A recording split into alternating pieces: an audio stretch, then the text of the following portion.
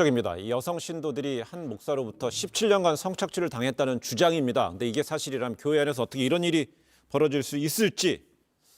네, 이제 20대 여성 3명이 경찰에 제출한 고소장을 JTBC 기자들이 입수를 했습니다. 고소장 내용을 보니까는 한 17년 전부터, 그러니까 이분들이 지금 20대 초중반 되니까 7, 8살 때부터 교회 목사로부터 성폭력을 당했다는 내용인데 그 구체적인 경위를 살펴보면은 2002년 정도부터 이 교회의 목소가 교회 1층 자신의 방으로 부른다고 해요.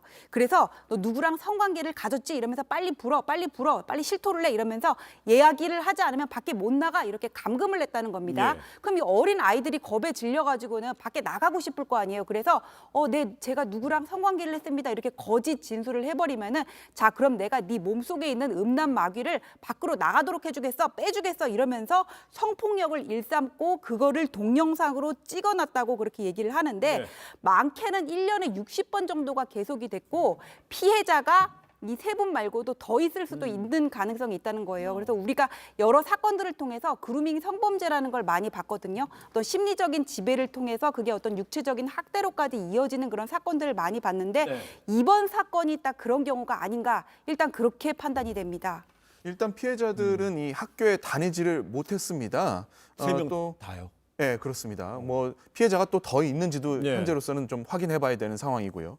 대신 교회에서 이제 집안일을 좀 도왔다라고 하거든요. 그런데 이 동네 주민들도 이런 상황들을 전부 다 알고 있었다라고 합니다. 주민들 사이에서 이 교회에 대해서 안 좋은 말들을 일단이 오가긴 했었는데 그 주민들 이야기 한번 들어보시죠. 몇 명이나 있으세요? 꽤 많아요.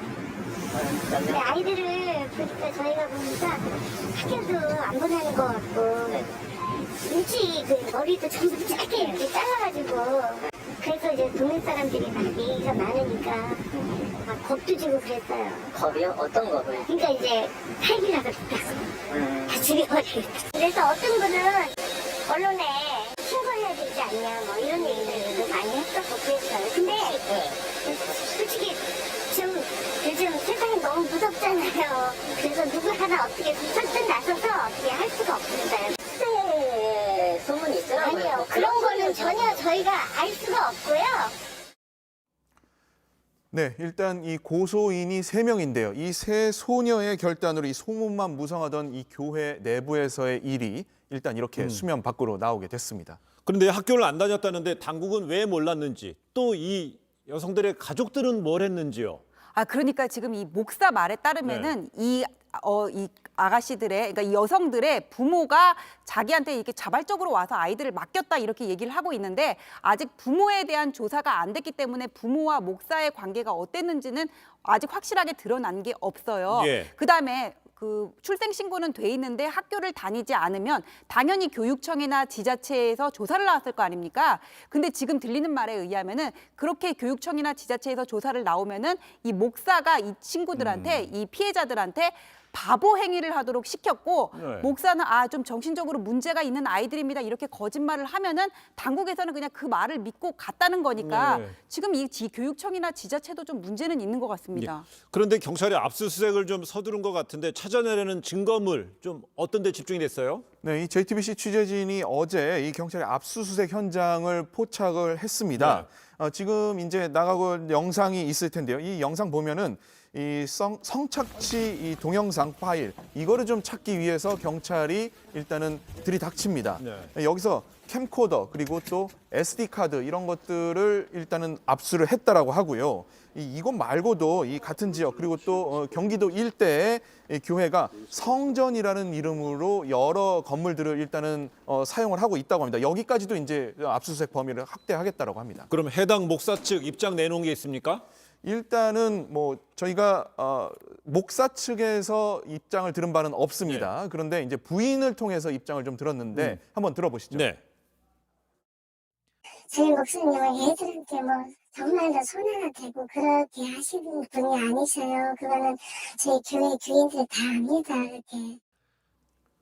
네, 이게 진실인지 아닌지 이건 좀 두고 봐야지 알 것 같습니다. 뭐 집안에서 어쨌든 이 학교를 대안학교처럼 운영을 했다고 해요. 그런데 여기서 어쨌든 여기서 해명을 한 거는 좀 어려운 아이들을 도와준 것뿐이다라고만 얘기를 하는데 애들이 학교에 안 갔는데 이거를 좀 확인을 하러 온 공무원들 아까 전 변호사님도 얘기를 하셨는데 이 사람들이 뭐 약간 바보 행동을 하게 했다라고 얘기는 하지만 이 학교 자체가 비인가 학교입니다. 대안학교긴 하지만요. 어쨌든 비인가 학교에서 아이들이 여길 다니고 있다라고 하는데 공무원들이 그냥 그 말만 믿고 돌아갔다라는 거는 조금 좀 문제가 있는 것 같습니다. 지금 현재 고소인들의 주장이 사실이라면요, 성폭력의 또 동영상 촬영까지 죄질이 무거운 거잖아요. 그러니까 얼마 전에 10년 동안 신도 9명을 성폭행했던 목사가 12년형을 선고받은 네. 적이 있고 조주빈 같은 경우에 40년을 선고받지 않았습니까?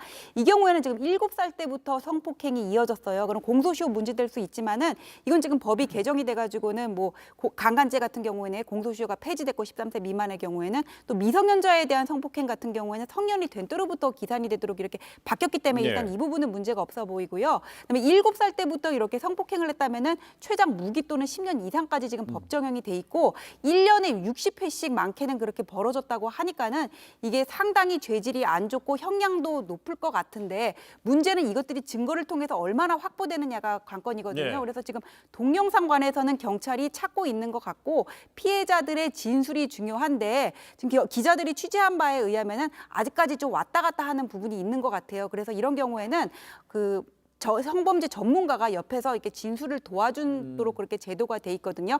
그래서 어떻게 보면 그 진술상 일관되고 구체적이고 정황 증거가 뒷받침이 되면은 상당 부분 유죄의 혐의가 인정될 수 있을 것으로 보입니다. 이렇게 10수년간 성직자, 목사라는 어떤 권위를 가지고 이런 범행을 저질렀다는 주장인데 그 피해자들은요, 이런 어떤 심리적으로 대단히 압박을 받아서 수사 당국에 제대로 된 진실을 만날 가능성도 있지 않을까요? 그래도 지금 이게 누가 이렇게 발견을 한 게 아니라 본인들이 먼저 이렇게 변호사랑 연결이 되고 그다음에 고소장을 제출한 거 아닙니까?